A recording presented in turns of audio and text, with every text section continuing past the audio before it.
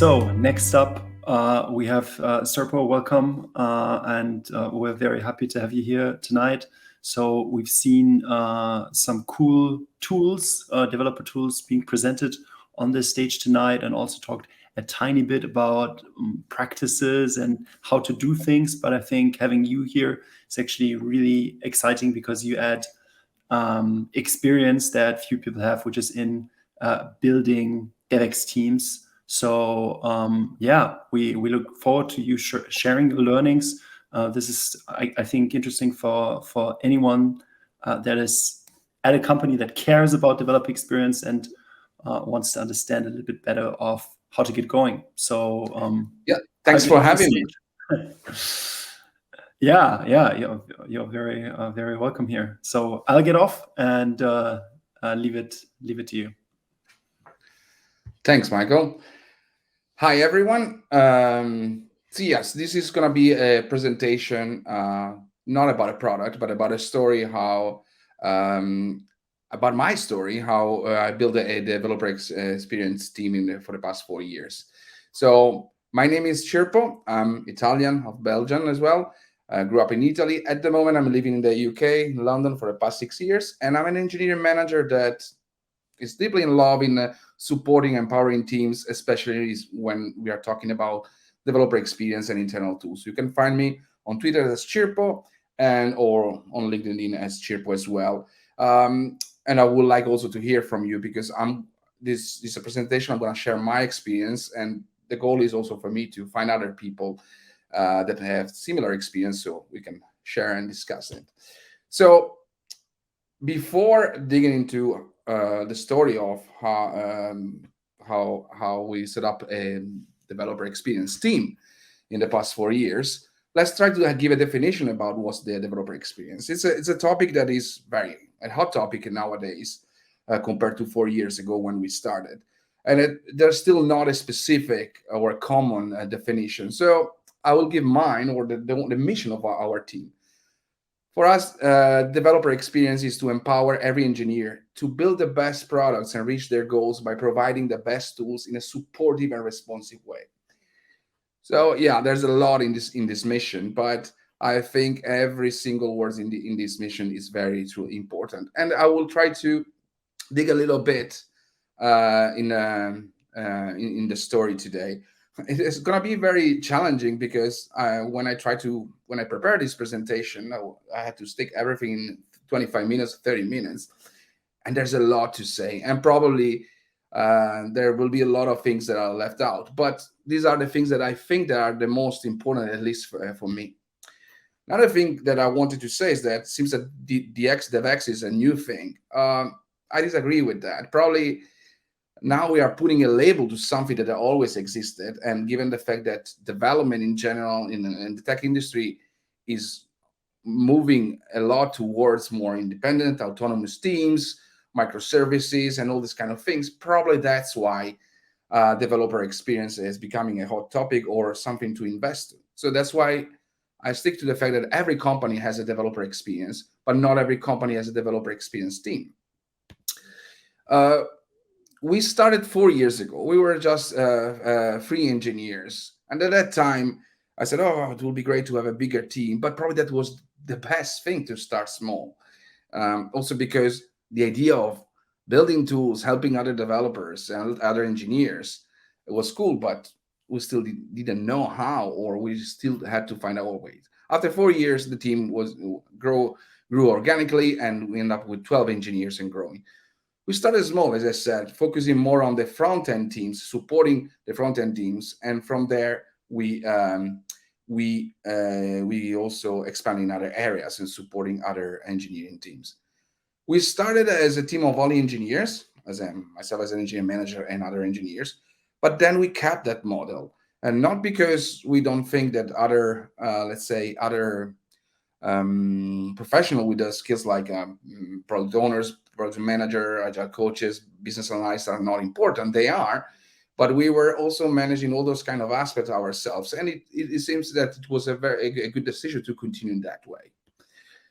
For me, DevX is basically the glue between all the engineering teams and departments in a company. regardless how big a company is. It doesn't have to be Google or Meta or all those big companies. From my point of view, once you start having I don't know, 8, 10 autonomous teams, you should start focusing on developer experience, either setting up a specific team or specific function, or even a working group or something like that. But I still think that it's an essential function in an environment with autonomous teams. Another thing that aspect that for me has been very important is that sometimes when you're setting up a centralized team that supports other teams, you are maybe you have maybe this tendency to say, okay, we're gonna help people and tell what's the best practice, or how they should do things. For me, I think it's not the right approach, and it's more guidance over governance, because standards will emerge, and also standards keep changing over time. So the DevX function part of the platform department is always more about guidance and support rather than tell people how they should do things. Some stats, just to give you an idea. Again, as I said, we end up with 12 team members.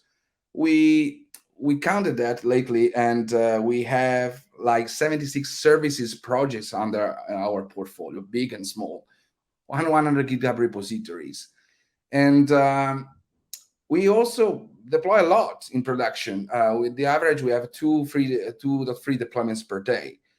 And another aspect that is very important, which is part of the developer experience other than building tools, is also the support role that this function has.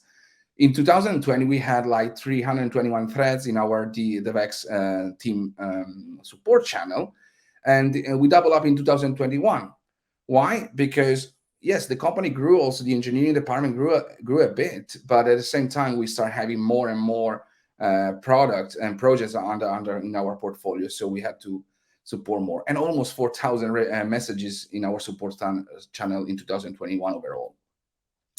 So I gave you a little bit, overview of the DevX function. So let's talk a little bit about the projects. Again, this is not a technical talk, right? It's more about building a team, the story and processes and people behind that. But I still think that it's worth it to talk a little bit about some projects. Could be CI/CD tools, dashboards, some automation bot, linters, but also trying to have a way to gather engineering data in order to understand how the whole engineering part of the company is moving, and how we can support and build stuff. As you can see, from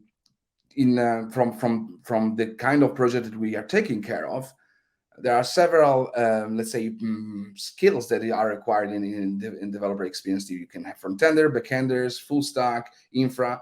It's a mix, but also we tend always to work together and also to transfer knowledge between those different skills. Talking about projects, one of the things I'm stressing a lot when I'm talking about DevX, it doesn't have to be a huge project. It doesn't have to be something big or that takes a long time in order to have an impact. And for example, given the fact that we had several projects that we were taking care of, especially after 6 months, 1 year, that after the DX team inception, we started having a lot of parallel projects going on in several repositories. So we created a very simple dashboard where you can highlight all the pull requests open in the DevX team. Then these things was developed probably in less than a week. Then of course it grew, and also we basically opened a pull request to Backstage, which is an amazing dev portal, and that is basically donated by and opened by Spotify, where basically you can easily understand also, the situation of all the pull requests. And we did it for ourselves, but that thing had also an impact on other teams because other teams in the company started using it. So this is a quick win. Or another aspect that is very important, and I didn't mention at the beginning, but when you work in a developer experience function or team, your customers are your colleagues, the other engineers. And it is also so cool from my point of view, that because they are virtually sitting next to you, right? And for us, it's very important to have like constant connections with our customer, the rest of engineers, and understand if they like what we are doing. That's why, for example, we implemented a very simple service called Rate My Service, which is basically a set of API and a simple pop-up where every tools and every application that we build has a button where you can leave an instant feedback, and we keep monitoring that. And even this thing has been had a huge impact in how we were able to connect, to engage with the rest of engineering, right? And it was a small tool. Another quick win, there was an idea from one of the team members. So I don't know about you, but I think it's a common thing that in every company you can communicate something over blog posts, emails, pigeons, direct messages in the chat, and also give tell people with a very large notice, like, I don't know, 3 months or 2 months, that something is going to be deprecated or something new is coming in. That when these things happens, what we notice, it's a common pattern that lots of people maybe were missing this communication, and they started asking support in the developer experience support channel. So we said, okay, how can we mitigate a little bit this thing? Because it seems that we are also always communicating with several different channels. So one of the engineers had this idea. Let's add a pop-up in our CI CD interface, where basically every time there's an error, this pop-up comes out, and basically you have 3 buttons. First one is Ask Platform Support. So basically just click and you are redirected immediately to the right channel, or Google the error, so copy and paste so you can find a solution on Google, or you as an engineer, you can suggest a solution. And basically, so that will prove to be a very good idea, and had an impact because it was more a collaborative way to solve and fix challenges, not just from the ex engineers, but from all the engineers. And we could see that even the amount of support requests dropped in the X support channel. Of course, they didn't go to 0, but yeah, it was a good improvement. Again, a quick win. This thing has been probably developed in 3 days. Then we have bigger projects, like, for example, I really love GitHub. I love it. But one of the things that personally I think GitHub probably should invest more is to give more data and more tools related to the org rather than at the repository level. So given the fact that we wanted to highlight several things in order to support the rest of engineering, like dependencies, libraries, or having some stats, or even a security audit, we created our own ETL that was basically checking data related to teams and the organization. So we could solve some challenges like, okay, let's see how many repos maybe they didn't upgrade to the latest version of Node, and because maybe they're still using the deprecated one. And this helped a lot. And again, it's more about giving back information and be responsive and supporting the rest of engineering. The GitHub ETL project was also super crucial for supporting the whole engineering to move from drone, our old CI/CD system, to GitHub Action, because we had to move roughly 4,000 GitHub repositories. Yes, 4,000 seems a lot. Not all of them were active, but again, without GitHub ETL, without building this tool, it would have been very challenging for us to understand, okay, what are the repos that needs to be moved, what are, and which teams, which department should help more in this migration. This is, for example, we were able to monitor on a daily basis how this migration was progressing. Okay, enough about tools. So we discussed a little bit about the team, about the tools.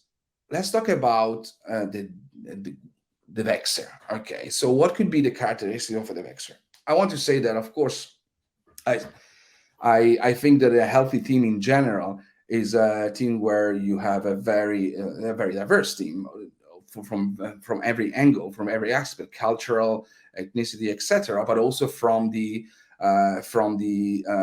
seniority point of view and from the skills point of view. But my strong suggestion, if you want to start with the DX function as a working group or as a team in a company, At the beginning, it will be the best thing will be to focus on people that are really customer focused, that really care about helping and be successful in building product for their customer. In this case, their engineers, and people that can embrace flexibility and are very adaptable, because other than building internal tools, you need also to give a lot of support, and you need to engage with your customers. So being responsive, very supportive, is very important from my perspective. And that was a lesson learned, because we had people that maybe joined even temporarily the team at the DevX team, and they were happy, they really enjoyed, but probably they weren't going to come back again and work with us, because not every engineer enjoys wearing several hats, like being a PO sometimes, or a PM or a BA, and that's totally okay. There's nothing wrong with that. But the lesson learned here is that we should be clear from the start about the expectations of what's expected, especially when you start building a team like that. Another thing that I would like to share with you is the software development life cycle in a DevX team, or in a platform team in general. But let's focus more on the developer experience.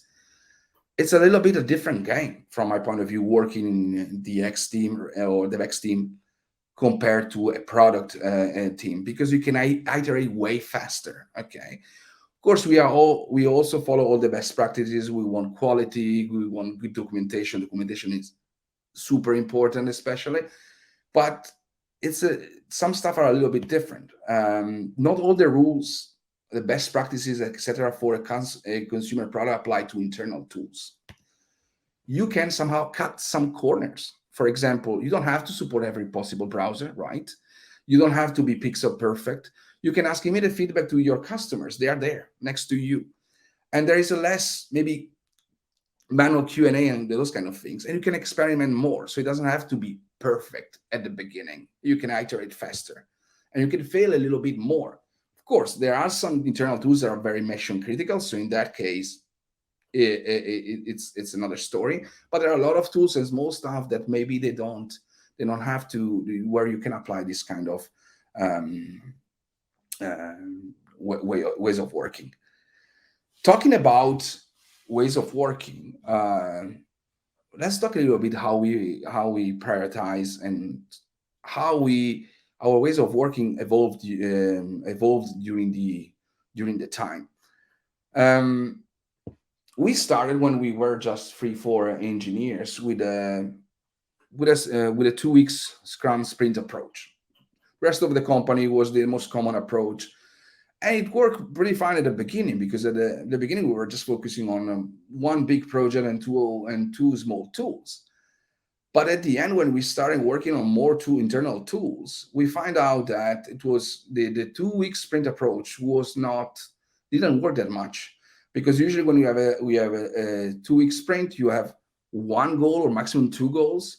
And also it couldn't really fit the support duties that we had, especially because it's difficult to plan for support. Sometimes, again, when something new comes out, you need to adapt and support a little bit more. So we say, okay, let's try another approach. Let's try with a Kanban approach. It worked really well at the beginning. So basically, instead of having a sprint, a goal, we were refining and planning on a weekly basis, and we were able to prioritize things as we go.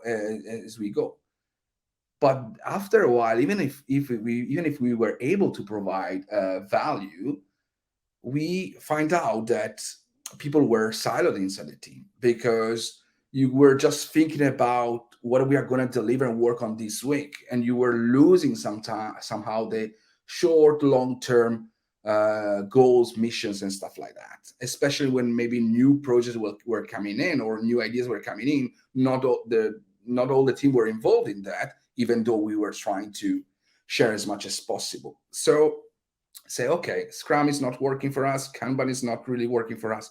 What shall we do? There has been another team member that says, okay, why don't we try this approach, Shape Up from Basecamp. Basically, even this is a book. It's also, you can download it for free, or you can buy it, but you can also download it from free online from Basecamp. And yes, we saw this the description, and they somehow they caught our eyes because they were showing the challenge that we have. Like, I never have enough time to think about strategy, or how can we increase the collaboration and engagement within the team, given the fact that we are working on so many projects in parallel. Usually the average, we always had like 2-3 projects going on, plus the support bit. So what is shape up? Okay, of course we adapted it a little bit to the context of our team, but in a nutshell, it's basically instead of planning on a weekly basis or for 2 weeks planning, you have like you plan for 6 weeks. So, and they call it it's a called bet cycle. A bet is basically like a deliverable, something that brings value. Okay. So you will focus on 6 weeks for 6 weeks in delivering value, building things, and 2 weeks you have the cool down period where you do a little bit more bug fixes, maybe some small stuff here and there, tech debt, and small improvements, and you plan for the next bet cycle. So why 6 weeks? Well, I think it's a good amount of time where you can say, okay, it's not too much, it's not 2 months, it's not just 4 weeks. So you can also, as a team, move forward and have a sense of accomplishment, and also at the same time being able to see a little bit a bigger picture. Again, as I said, 2 weeks cool down where we were planning, getting feedback also with what we did, and also it was giving this cadence to the team. So every time a new project or a new idea were coming in, at least we could discuss it as a team in those 2 weeks cool down. Then, of course, from the ways of working, we also have we prioritize things based on OKRs, and this is also a common thing, object and key results. That was the direction that was very helpful. There's another aspect that, from my point of view, is very important about the DevX in general, community. So again, when you start, you have 1, 2, 3, 4, 5 internal tools. It seems fine, but at some point where you keep building things, it's not sustainable. What you will end up just in maintenance and support mode, right? So how can we scale? So you need to invest basically in an internal community, creating an internal community, an internal, let's say, open source or inner source model, in order to have also your customers, the other engineers, also contributing and helping you in moving forward the internal tools. Ownership is still the DevX, but at the same time, it's more like a community effort. So, and these are the things that I will also suggest to start from the beginning, even if you don't have like a budget or headcount for a DevX team, even if you're setting up a working group or something temporary. This is something that I would strongly suggest to invest, because then even your customers are becoming your best allies. So if you want to also push for more initiatives and maybe even get more budget, more time on stuff, that will be easier. So invest a lot in the community, and also you can keep going and scale the developer experience. One of the things that we learn is that don't be too strict and prescriptive on how someone can contribute to the code base. As engineers, we tend to, okay, we would like to have things done in a perfect way, everything in its place. For example, at the beginning, we were using commit linked for our commit messages. The problem is that you have to install it, you have to configure it, and this is that wasn't probably one of the best idea, because this is a barrier for other people outside the DevX that wants to contribute. This is just an example. So adopt the same structure from the docs point of view. Documentation is super important. So all our repository, they follow the same structure. So it's easy also psychologically for everyone outside to follow the same pattern when they need to find information on how to contribute. And also sometimes when people were asking for features, or maybe they were reporting an issue, if it was a trivial one, we say, okay, I fancy open a pull request, and that helped a lot. Open RFCs, everything we do is available to everyone, and you should continue communicating things, or sometimes even over communicating. We introduced after a while also the concept of temporary working groups, because sometimes in the DevX team we didn't have all the domain knowledge or specific, let's say, skills to work on a specific tool. So in that case, you could set up temporary working groups, so you have your customer come and join you and work on the tool together. Or another concept that we introduced was the rota, the concept of rotation. After a while, maybe even if you are happy in your product engineering team, you might want to experience something different and contribute back. So we have this program called Rota, where you can join the DevX team even for 1 month, 2 months, or a quarter. And there's another aspect. You need to do also a lot of marketing, internal marketing, let's say. It's not just about creating a tool and hoping that everything will work and people will start adopting. You need to promote what you're doing. You need to be also very vocal about what you're doing and with everyone in the company.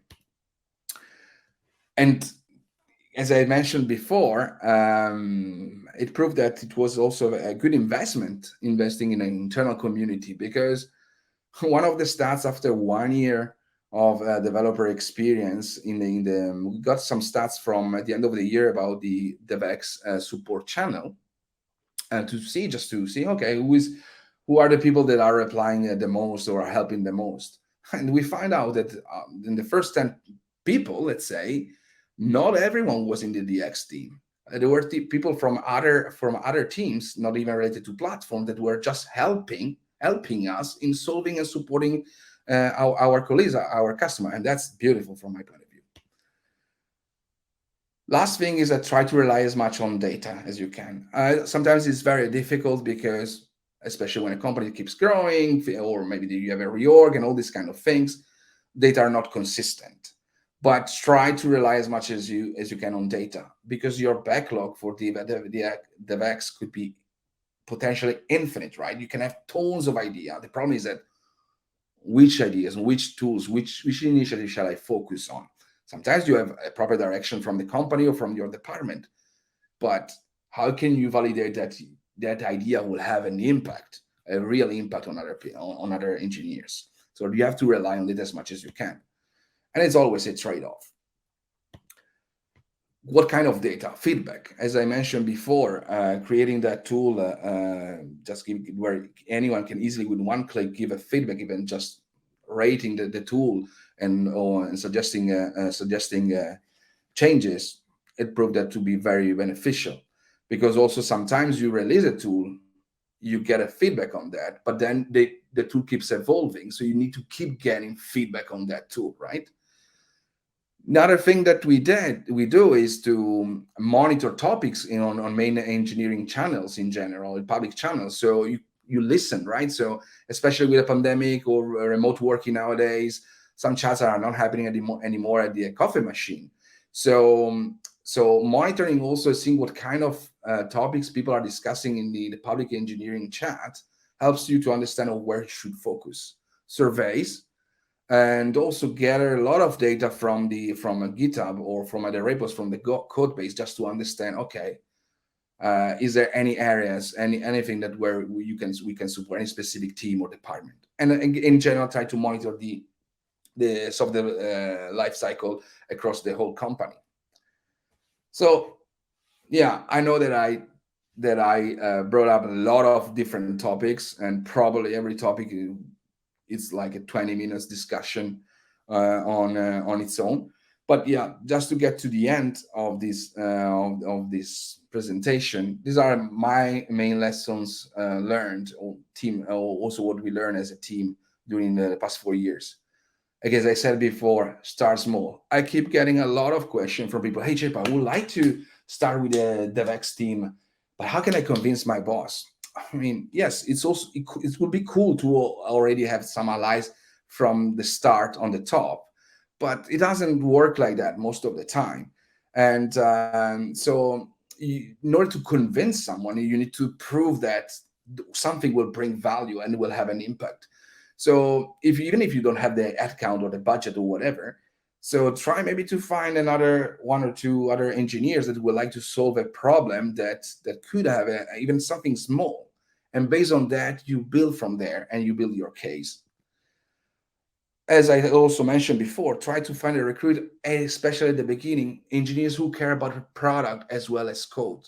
I'm an engineer as well. Every time there's something new, I get excited, and also from the technical point of view. But having a product customer mindset is crucial, especially at the beginning, to establish a very good developer experience function.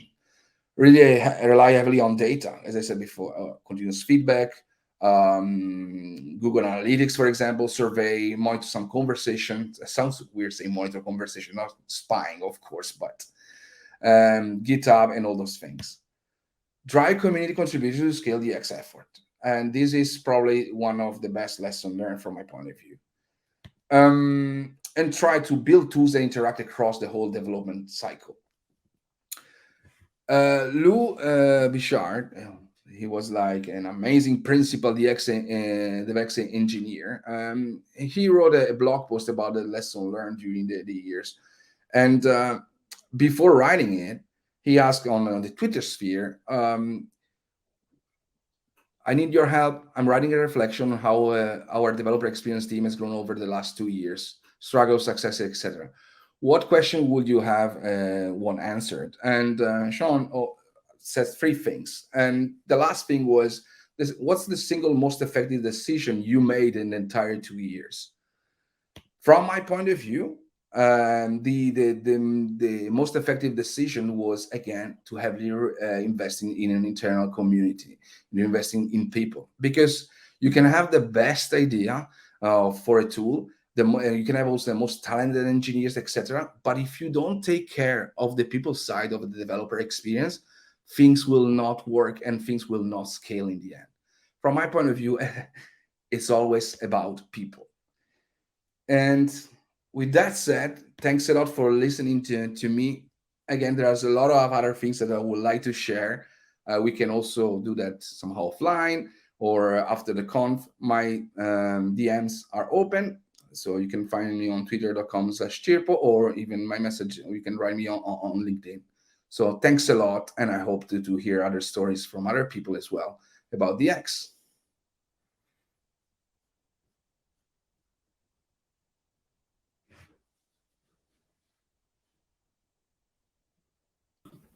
All right. Sorry. Ciao, Michael. Cirpo, thanks. Thanks for the talk. This was really good. I think in line. So I wrote down some of your quotes to spread them in socials, and we've gotten some great feedback. I think we can wrap up here for this session, unless we have. Sure. We do have some. Oh, actually, we have a question coming in that I want to read to you. Yeah. Which is, I've really struggled using surveys for internal DevX. How do you manage the poor sample sizes, low engagement with those? So can you please repeat the question? So yes, sure. I've struggled using surveys for internal DevX. How do you manage the poor sample sizes or low engagement with those? Yes, at the beginning we wanted to do a monthly DX survey. We failed spectacularly because yes, people don't want to spend time to reply to surveys. The surveys we did like probably in 4 years, 4 or 5 surveys, and we did it specifically around a specific topic. There was a lot of, for example, complaints about our CI system, but we couldn't really understand, okay, why people are complaining. Are they just complaining because, like every engineers, we are so opinionated of stuff? And in that case, we said, okay, we need a survey. So we did a very ad hoc survey. And because we knew that people say, yes, they wanted to share, they wanted to express their what they think about a specific tool.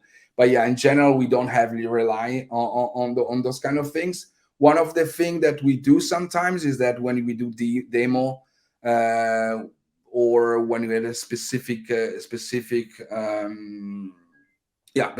demo, we do like a survey, a real-time one. So in that case, we gather data. But in general, yes, there's a lot of things that you need to do in order to gather data that should be automated, because sometimes you cannot really keep asking your customers or your fellow engineers to provide feedback, because they want to focus on their stuff. So that's why we rely a lot on async things. And also, as I mentioned before, we monitor sometimes some channels just to understand what are the main topics, where people are complaining the most about, what are the things they are complaining the most. So yeah, probably having a survey, regular surveys, will not really work that much. Yeah. Something else that I've been wondering about. So when we talk about the topic of developer experience, also in preparing this conference, to people that are not so close to, let's say, daily engineering work, it's sometimes, I think, difficult for them to understand the pressing need and the real pain for this topic. From your experience of also seeing DevX teams, and this in the context of a larger organization, what are the things, this can be numbers, something that can be tracked, what are the things that make it really clear to someone who's not on engineering that DevX is really important? For us, we talked earlier today, it's about making developers happy and more productive, but I think it's not only about output, right? It's about finer things that are a little bit between the lines, so to say. What's your view on this? How do you get across the importance of the topic to people that are not in engineering? Well, again, from my point of view, I know this sounds a little bit. It's not. This is something that you can apply in every lots of different scenarios, not just about engineering. In every groups, in every organization, in every department, it's about, if you invest in a lot of trust and if you invest in a lot of engagement, it's gonna be difficult that so people are happy. So people say, okay, they recognize DevX as something that is very useful. So somehow this will echo and will be a broadcasting for the rest of the company. So it's like investing on a brand, right? So it's very difficult to shut down something that makes people happy, or people are really say, oh yes, the DevX team, great team, thanks a lot, they're helping us. So even we pushing on a culture where people are giving feedback and appreciation and celebration helps a lot.